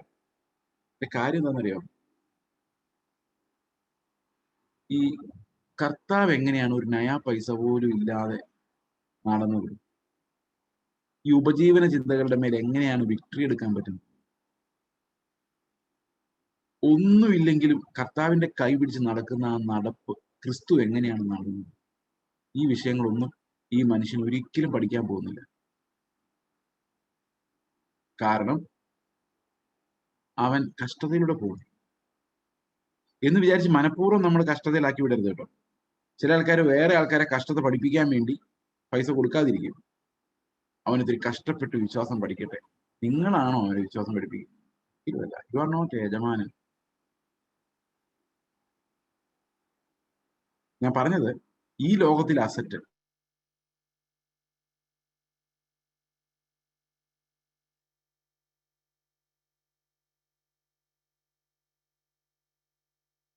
നേരെ കല്ലെറിഞ്ഞെന്ന് വിചാരിച്ചു. അപ്പോ ഇവിടുത്തെ SP എന്റെ കൂടെ പഠിച്ച ആളാന്ന് വിചാരിച്ചു. ഞാൻ എന്ത് ചെയ്യുള്ളൂ? ആദ്യം ഈ കല്ലേറ് കൊണ്ട് ആ സമയത്ത് ഞാൻ SP ഫോൺ ചെയ്തിട്ട് പറയും, സാറേന്നായിരിക്കും എടാന്നായിരിക്കും വിളിക്കും. എടാ അതെ ഞങ്ങളുടെ ചർച്ചയിൽ ആരുടെ കല്ലെറിഞ്ഞു. ഉടനെ SP ഓർഡർ ഇടുന്നു, അവൻ ആരാന്ന് കണ്ടുപിടിച്ചോ അകത്തിട്ട്. ഇതല്ലേ ചെയ്യുള്ളൂ. അതേ സമയത്ത് നാട്ടുകാരും പോലീസുകാരും എല്ലാം നമുക്ക് എതിരാണെങ്കിലോ നമ്മൾ എന്ത് ചെയ്യും? നമ്മൾ അവിടെ ഇരുന്ന് കുത്തിയിരുന്ന് പ്രാർത്ഥിക്കും, കർത്താവേ കല്ലെറിഞ്ഞവനെ, കർത്താവ് പറയും സ്നേഹിച്ചോ, കർത്താവേ കല്ലെറിഞ്ഞവനെ നീ ശിക്ഷിക്കരുതേ, കർത്താവേ ആ കല്ലെറിഞ്ഞവൻ ഒരാപത്തും വരല്ലേ, കർത്താവിനെ കാണിച്ചു കൊടുക്കണമേ, മാനസാന്തരപ്പെടുത്തണമേ, ദൈവമേ അവനോട് സുവിശേഷം പറയാൻ ആരെങ്കിലും ഒരാളെ നീ അയക്കണമേ. പരിജ്ഞാനം അങ്ങനെ വരുന്നത്. ക്രിസ്തു എന്ത് ചിന്തിക്കുമായിരുന്നു? അത് ലോകത്തിന്റെ അസറ്റിൽ നിന്നല്ല വരുന്നത്. മിക്കവാറും ലോകത്തിന്റെ അസറ്റ് ഇല്ലാതെ പോകുമ്പോഴാണ് നമുക്ക് പലർക്കും പരിജ്ഞാനം ഉണ്ടാകുന്നത്. ഓക്കെ, അവന്റെ പരിജ്ഞാനത്തിൽ ജീവനും ഭക്തിക്കുമുള്ളതെല്ലാം തരുന്നു. കാരണം എന്താ? നമ്മുടെ മുമ്പിൽ ഒരു വിളിയുണ്ട്. അത് ക്രിസ്തുവിന്റെ മഹത്വത്തിലേക്കും അവന്റെ എക്സലൻസിലേക്കുമുള്ള വിളിയാണ്. നിങ്ങൾ ആ വിളി കേട്ടിട്ടുണ്ടോ? യേശു ക്രിസ്തുവിന്റെ മഹത്വവും വീര്യവും പ്രാപിക്കാനുള്ള വിളി കേട്ടിട്ടുണ്ടോ? ആ വിളിയാണ് നമുക്ക് ആശ തരുന്ന വിളി. കർത്താവെ നിന്നെ പോലെ എന്നെ ആക്കി മാറ്റാൻ വേണ്ടി നീ എന്നെ വിളിച്ചിരിക്കുന്നതിനാണ് സ്തോത്രം. അതിനുവേണ്ട എല്ലാ ധനവും നീ ഓരോ ദിവസവും തരുന്നതിനായിട്ട് സ്തോത്രം. ഈ 6 ദിവസവും കർത്താവ് എനിക്കും നിങ്ങൾക്കും ആ ഓട്ടത്തിനുള്ള ധനമാണ് തന്നുകൊണ്ടിരുന്നത്. ആണോ? ആണെന്ന് ഞാൻ വിശ്വസിക്കുന്നു. ജീവനും ഭക്തിക്കും ക്രിസ്തുവിന്റെ എക്സലൻസും മഹത്വവും പ്രാപിക്കാൻ നമുക്ക് അവനെ പോലുള്ളൊരു സ്വഭാവം ഉണ്ടാകാൻ, വിശുദ്ധീകരണം പ്രാപിക്കാൻ വേണ്ടിയുള്ള ഒരു ഗിഫ്റ്റുകളാണ് ദൈവം നമുക്ക് തന്നു. നമ്മളെ വിശദീകരിക്കാൻ ദൈവം നമുക്ക് ഒത്തിരി കാര്യങ്ങൾ തരുന്നുണ്ട്. ജീവനും ഭക്തിക്കും വേണ്ടതെല്ലാം to make us like Christ. ഇത് താഴെ പറയുന്നത്, by which he has granted to us his precious and very great promises, so that through them you may become partakers of the divine nature, having escaped from the corruption that is in the world because of sinful desire. 2 കാര്യങ്ങളുണ്ട്. ഒന്ന്, പാപത്തിന്റെ ഈ ലോകത്തുള്ള മോഹങ്ങൾ, അതിനെ വിടാൻ നമ്മളെ സഹായിക്കുന്നത് ദൈവം നമുക്ക് തന്നിരിക്കുന്ന അതിമഹത്തായ വാഗ്ദത്തങ്ങളാണ്. വിലയേറിയതും അതിമഹത്വമായ വാഗ്ദത്തങ്ങൾ വെച്ചാണ് നമ്മൾ ഈ ലോക സ്നേഹത്തെ ജയിക്കുന്നത്.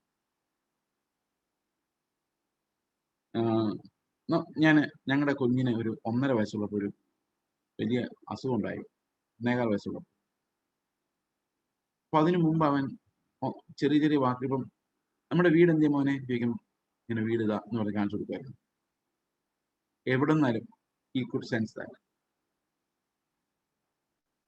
പക്ഷെ അസുഖമായി അഡ്മിറ്റായി സീരിയസ് ആയി 10-15 ദിവസം ഹോസ്പിറ്റലിൽ കിടന്നു. തിരിച്ചു വരുന്ന വഴിക്ക് ഇവന് ബുദ്ധിയൊക്കെ സ്ഥിരമായിട്ട് നേരായിട്ട് വന്നിട്ടുണ്ടോ, ഓർമ്മയൊക്കെ ഉണ്ടോ എന്നറിയാൻ വേണ്ടി ഞാൻ അവനോട് ചോദിച്ചു.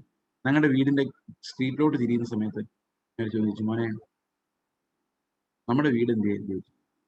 അപ്പോൾ നേരെ ഞങ്ങൾ താമസിക്കുന്ന വീടിന് നേരെ 1 സെക്കൻഡിന്റെ പകുതി ഒന്ന് വിരൽ ചൂണ്ടി അത് നേരെ മുകളിലോട്ട് കാണിച്ചിട്ട് പറഞ്ഞു ഇവിടെ ഒന്ന്. അപ്പൊ അവനത് എന്ത് പറഞ്ഞിട്ട് പറഞ്ഞാന്നൊന്നും എനിക്കറിയത്തില്ല. ഇനി ആ വയ്യാതെ കിടന്നപ്പം കർത്താവ് എന്തെങ്കിലും കാണിച്ചു കൊടുത്തോന്നും എനിക്കറിയത്തില്ല. നമുക്ക് അവന് പോലും അറിയത്തില്ലായിരുന്നു. പക്ഷേ നമുക്ക് സ്വർഗത്തിലൊരു ഭവനമുണ്ട് എന്ന പ്രത്യാശ ദൈവം നമുക്ക് തരുന്നു. നമുക്ക് ഈ ലോകത്തോട് ആസക്തി വളരെ കുറയും. ഈ ലോകത്ത് എന്തെങ്കിലും വേണമെന്നുള്ളതിന് ഒത്തിരി ഇല്ലാതാവും. പിന്നെ നമുക്ക് ജീവിക്കാനുള്ള മതി നമ്മൾ ചിന്തിക്കും. കാരണം we are on a run, we are in a race. അപ്പൊ അതിമഹത്തായ വാഗ്ദത്തങ്ങൾ നമുക്ക് കർത്താവ് എന്തിനാ തരുന്നത്? ആണയോടുകൂടിയുള്ള വാഗ്ദത്തങ്ങൾ എന്തിനാ തരുന്നത്? അത് വെച്ചോണ്ട് വേണം നമ്മൾ ഈ ലോകത്തിന്റെ മോഹത്തെ ഉണ്ടാകുന്ന നാശത്തെ തോൽപ്പിക്കാൻ. ലോകത്തിന്റെ മോഹത്തോടുള്ള നാശത്തെ തോൽപ്പിക്കാൻ നമുക്ക് എന്ത് വേണം? ഈ അതിമഹത്തായ വാഗ്ദത്തങ്ങൾ വേണം. അതിൽ സംശയം ഇടരുത്. ആ വാഗ്ദത്തങ്ങൾ വെച്ചാണ് നമ്മൾ എന്ത് ചെയ്യുന്നത്? ഈ വിശദീകരണം പ്രാപിക്കുന്നത്. കർത്താവേ എനിക്ക് ആ വീട് തന്നതിനായിട്ട് സ്തോത്രം, ദൈവമേ എനിക്ക് അത് മതിയേന്ന് തോന്നുമ്പോഴാണ് നമ്മൾ ഈ ലോകത്തെ വിടുന്നത്. നമ്മുടെ പൂർവ്വപിതാക്കന്മാർക്ക് ഭയങ്കര വാഗ്ദത്തങ്ങളിൽ മേൽ ഉറപ്പായിരുന്നു. They were sure of their promises. They lived a holy life. But now we are not very sure about where we are going. അതുകൊണ്ട് നമുക്ക് വിശുദ്ധ ജീവിതം നയിക്കാനുള്ള ആത്മശക്തി ഇല്ല. കർത്താവ് നമ്മെ ഈ ലോകത്തിന്റെ പ്ലഷർ, നമുക്കറിയാം പാപം നമ്മൾ ചെയ്യാൻ കാരണം പാപത്തിന്റെ പ്ലഷറാണ്, പാപം തരുന്ന സുഖം. എന്നാൽ അതിനെ നമ്മൾ ജയിക്കുന്ന എങ്ങനെയാണ്? കർത്താവിന്റെ ആത്മാവ് തരുന്ന ആനന്ദം കൊണ്ടാണ് നമ്മൾ ഈ പാപത്തെ ജയിക്കുന്നത്. കർത്താവിന്റെ ആത്മാവ് നമുക്ക് തരുന്ന ആനന്ദം, ആ ആനന്ദം നമ്മൾ ചിലപ്പോൾ പ്രാർത്ഥനയ്ക്ക് ഇരുന്നിട്ട് വീട്ടിൽ പോകുമ്പോൾ കുറെ നേരത്തേക്ക് ഒരു ഹാങ് ഓവർ കാണത്തില്ലേ? അത് ഈ ആനന്ദം. അത് ജീവിതകാലം മുഴുവൻ ഉണ്ടെങ്കിൽ എന്തായിരിക്കും അവസ്ഥ? We will not fall into sin. ലോകത്തിന്റെ മോഹത്താലുള്ള നാശം വിട്ടൊഴിഞ്ഞ് വിശുദ്ധരായി മാറുവാൻ ദൈവം നമുക്ക് എന്ത് തരുന്നു? വലിയ അതിമഹത്തായ ഒരു വാഗ്ദത്തത്താൽ നമ്മളെ രക്ഷിക്കുന്നു. അപ്പൊ നിങ്ങൾ പ്രത്യാശ കാത്തുകൊള്ളാനായി ഓടിച്ചെല്ലണം കർത്താവിന്റെ അടുത്ത്. കർത്താവെ എന്റെ പ്രത്യാശയ്ക്കൊന്നും സംഭവിക്കില്ലേ? പാപികളെ രക്ഷിക്കുന്ന നിന്റെ ശക്തിയിൽ എനിക്ക് സംശയം ഉണ്ടാകരുത്. നിനക്ക് എന്നെ രക്ഷിക്കാൻ പറ്റും, പിതാവിന്റെ മുമ്പിൽ നിർത്താൻ പറ്റും, ഞാൻ വിശ്വസിക്കുന്നു. നീ അങ്ങനെ ചെയ്യും, കാരണം നീ എന്നെ അത്ര സ്നേഹിക്കുന്നു.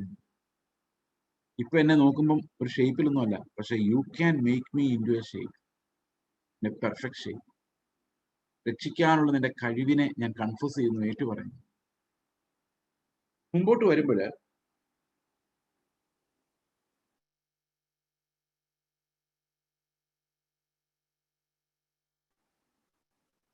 പ്രത്യാശ നമുക്കുള്ളത് ഈ ലോകത്തിന്റെ മോഹത്താലുള്ള നാശം വിട്ടൊഴിയുവാൻ, ഈ ലോകത്തിലെ മോഹത്താലുള്ള നാശം വിട്ടൊഴിയുവാൻ പ്രത്യാശ നമുക്ക് ദൈവം തന്നിരിക്കുന്നത് കൊണ്ട്, അതുകൊണ്ട് അടുത്ത വാക്യം ഇങ്ങനെ പറയുന്നു, ഫോർ ദിസ് വെരി റീസൺ, ഈ ഒരു കാരണത്താൽ, make every effort to supplement your faith with virtue, and virtue with knowledge, and knowledge with self-control, and self-control with steadfastness, and steadfastness godliness, and godliness with brotherly affection, and brotherly affection with love. Okay, അപ്പോൾ വിശ്വാസം genuine ആണെങ്കിൽ അതിൻ്റെ കൂടെ പതുക്കെ പതുക്കെ എന്തെല്ലാം add ആയിക്കോളും? Virtue. നമ്മളത് ആഡ് ചെയ്യാൻ വേണ്ടി എല്ലാ എഫേർട്ടും ചെയ്യണം എന്ന് പറയുന്നത്. എന്ത് ആഡ് ചെയ്യണം വിശ്വാസത്തോട്? വെർച്യൂ. അങ്ങനെ വർദ്ധിച്ച് വർദ്ധിച്ച് വന്ന് വിശദീകരണം എവിടെ സംഭവിക്കുന്നത്? ഫെയ്ത്തിനോട് കൂടെ നമ്മൾ ഡിവൈൻ ക്യാരക്ടർ, ഈ താഴോട്ടുള്ള എല്ലാം വായിച്ചു, അതെല്ലാം ക്രിസ്തുവിന്റെ സ്വഭാവങ്ങളാണ്. Affection, love. അപ്പൊ ലവിലാണ് ഇത് തീരുന്നത്. ഓക്കെ, ലവിലാണ് സ്നേഹം സ്നേഹത്തിലാണ് വിശദീകരണം പൂർത്തിയാകുന്നത്. ഓക്കെ, അപ്പൊ അതിനൊരു പ്രോസസ് ഉണ്ട്. ആ പ്രോസസ് നമ്മൾ ഈ അപ്പോസ്തല പ്രവൃത്തികൾ, അപ്പോസ്തലന്മാരുടെ എഴുത്തുകൾ വായിച്ചു നോക്കുമ്പോൾ അറിയാം, യാക്കോബിന്റെ ലേഖനത്തിൽ വരുമ്പോഴാണ് സ്ഥിരതയെക്കുറിച്ച് സംസാരിക്കുന്നത്. സ്നേഹത്തെക്കുറിച്ച് സംസാരിക്കുന്ന എപ്പോഴും അവസാനമാണ്. യോഹന്നാന്റെ ലേഖനത്തിലാണ് സ്നേഹത്തെക്കുറിച്ച് സംസാരിക്കുന്നത്. അപ്പൊ വിശുദ്ധീകരണത്തിന്റെ ഓരോ പടിയിലൂടെയാണ് നമ്മൾ ഈ ലേഖനങ്ങൾ കടത്തി. ഏറ്റവും പാടുള്ള ലേഖനം യോഹന്നാന്റെ ലേഖനമാണ്. വായിക്കാൻ കഴിഞ്ഞ ദിവസം എന്നോട് ഒരാൾ പറഞ്ഞു, ഞങ്ങളുടെ ചർച്ചിൽ യോഹന്നാന്റെ സുവിശേഷത്തെ കുറിച്ചുള്ള വ്യാഖ്യാനം തീരുന്നു. അപ്പൊ ഒരാൾ എന്നോട് പറഞ്ഞു, യോഹന്നാന്റെ ലേഖനം. ഞാൻ പറഞ്ഞു, അത് സംസാരിക്കാൻ അറിഞ്ഞിട്ടില്ല. Because we are still trying to find out the വ്യാഖ്യാനം. It's very tough. അത് സ്നേഹമാണ്, അഗപ്പയാണ്. അത് വിശ്വാസത്തിന്റെ വളർച്ചയുടെ ഫൈനൽ ക്ലൈമാക്സ് പോയിന്റ് ആണ്. അപ്പൊ നമ്മളിങ്ങനെ ഓരോ സ്റ്റെപ്പ് ആഡ് ചെയ്താണ് യേശുക്രിസ്തുവിനെ പോലെ അവസാനം നമ്മൾ സ്നേഹം നമ്മളിലേക്ക്, നമ്മളിൽ നിന്ന് അൺകണ്ടീഷണൽ ആയിട്ട്, അപ്പൊ പറയാം, സ്നേഹിക്കാത്തവൻ ദൈവത്തെ അറിഞ്ഞിട്ടില്ല എന്ന് പറയുന്ന രീതിയിൽ സഹോദരനെ സ്നേഹിക്കുന്ന ആ സ്നേഹം നമ്മളിലൂടെ പ്രതിഫലിക്കുന്നതാണ്. യോഹന്നാൻ യേശുവിന്റെ കൂടെ നടന്ന് 65 വർഷം വിശ്വാസിയായിട്ട് ജീവിച്ച ഏറ്റവും കുറഞ്ഞു. അപ്പൊ അവന്റെ ഉള്ളിൽ ഏറ്റവും അവസാനം വെളിയിൽ വന്ന എന്താണ്? സ്നേഹം.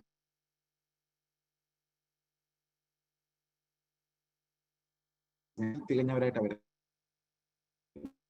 ലേഖനത്തിൽ അങ്ങനെ പറയുന്നത്, സ്നേഹത്തിൽ വേരൂന്നിയുള്ള പരിജ്ഞാനത്തെ കവിയുന്ന സ്നേഹത്തെ അറിയാന്ന് പറയുന്നത്. അപ്പൊ ലവ് ആണ് ശരിക്കും ഇതിന്റെ കൾമിനേഷൻ. അതുകൊണ്ടാണ് പൗലോസ് പറയുന്നത് ഏറ്റവും ശ്രേഷ്ഠമായത്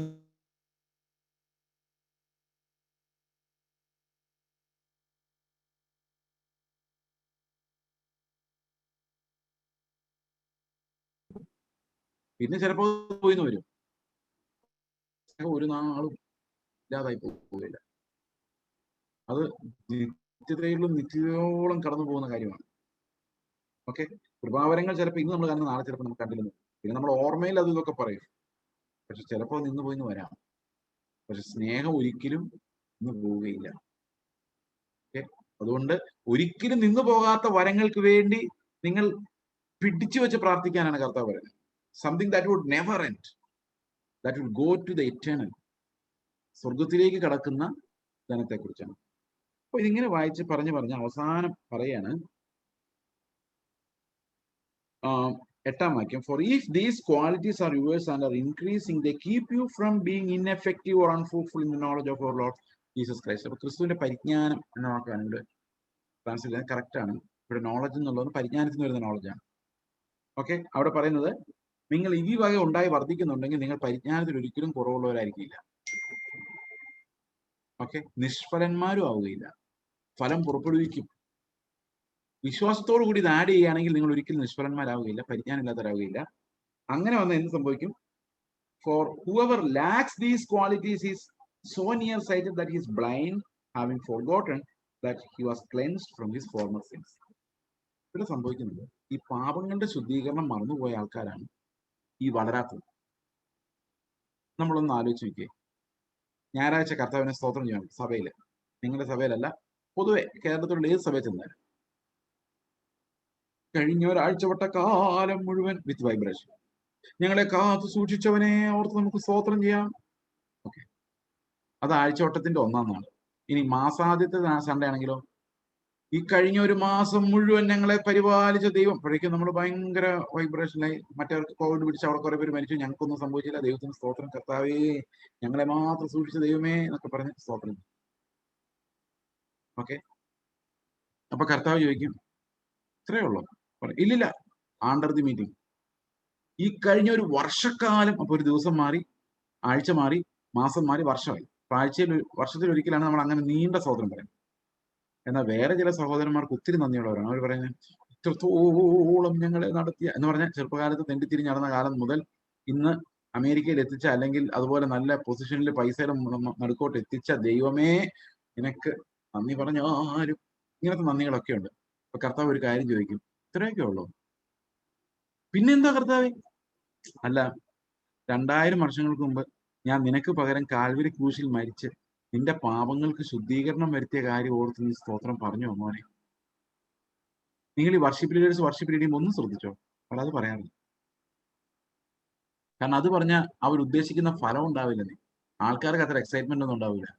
എക്സൈറ്റ്മെന്റ് ഉണ്ടാവണമെങ്കിൽ ഇവിടെ നമ്മുടെ അനുദിനം പ്രശ്നങ്ങളിൽ വിടാതെ നടത്തുന്നത് പറയണം. അത് പറയുമ്പോഴാണ് എക്സൈറ്റ്മെന്റ് ഉണ്ടാകുന്നത്. അതുകൊണ്ട് ഈ പൂർവ്വകാല പാപങ്ങളുടെ ശുദ്ധീകരണം മറന്നു. കർത്താവെ, നീ എനിക്ക് വേണ്ടി മരിച്ചാണല്ലോ എന്റെ പാപങ്ങൾ ശുദ്ധീകരിച്ച് എനിക്ക് വേണ്ടി യാഗമായി മാറി. ഇപ്പൊ ഹ്രസ്വദൃഷ്ടിയാ. ഹ്രസ്വദൃഷ്ടി എന്താ? ഒത്തിരി ദൂരോട്ട് കാണാൻ പറ്റുന്നില്ല. അതുപോലെ തന്നെ മുമ്പോട്ട് നോക്കുമ്പോഴും ഹ്രസ്വദൃഷ്ടിയാണ്. എന്ന് പറഞ്ഞാൽ ഈ ഒരു വർഷത്തിൽ പ്രാർത്ഥിച്ച് 2021 നമുക്ക് അനുഗ്രഹമായി മാറാൻ വേണ്ടി പ്രാർത്ഥിച്ചു വെച്ചിട്ടുണ്ട്. 2022 അല്ലെ 30 അത്രയും ദൂരോട്ട് നമ്മളിപ്പോ നോക്കുന്നില്ല. നല്ല കാര്യമാണ്.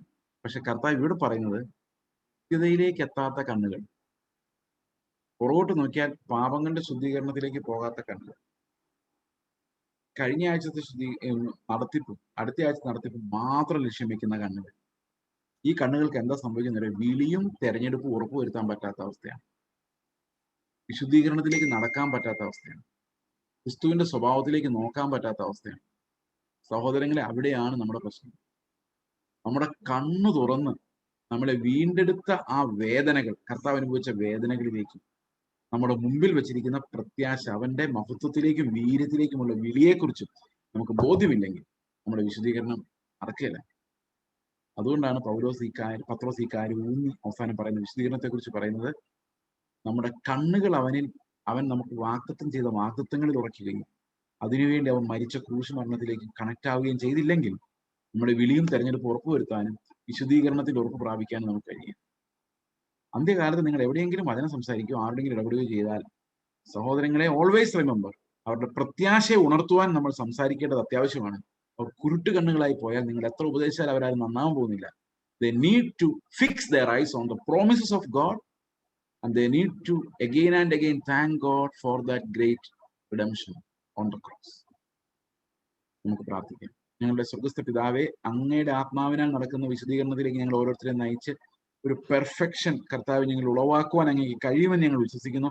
കർത്താവ്, ഞങ്ങൾ കണ്ണു തുറന്ന് അങ്ങ് ഞങ്ങൾക്ക് വെച്ചിരിക്കുന്ന വാഗ്ദത്തങ്ങളിലേക്ക് ഉറപ്പോടെ നോക്കുവാനും, കർത്താവെ, പ്രത്യാശയുള്ള അങ്ങയ്ക്ക് വേണ്ടി ഞെരക്കത്തോടെ കാത്തിരിക്കുന്ന വിശ്വാസികളുടെ കൂട്ടമായി ഞങ്ങളെ മാറ്റുവാൻ അങ്ങേക്ക് ഞങ്ങൾ കരുണയുണ്ടാകണമെന്ന് പ്രാർത്ഥിക്കുന്നു. ഞങ്ങൾക്ക് തന്ന വചനത്തിനായി, ദിവസങ്ങൾക്കായി സ്തോത്രം.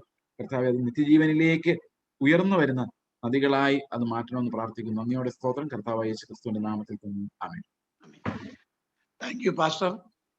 കഴിഞ്ഞ 6 ദിവസങ്ങളില് എല്ലാ ദിവസവും കർത്താവിന്റെ ദാസിൽ കൂടി കേട്ട വചനങ്ങൾ ഞങ്ങൾക്ക് എല്ലാവർക്കും വളരെ അനുഗ്രഹമായിരുന്നു. ദൈവം കർത്താവിന്റെ ദാസനെ വീണ്ടും കരങ്ങളെടുത്ത് ഉപയോഗിക്കട്ടെ.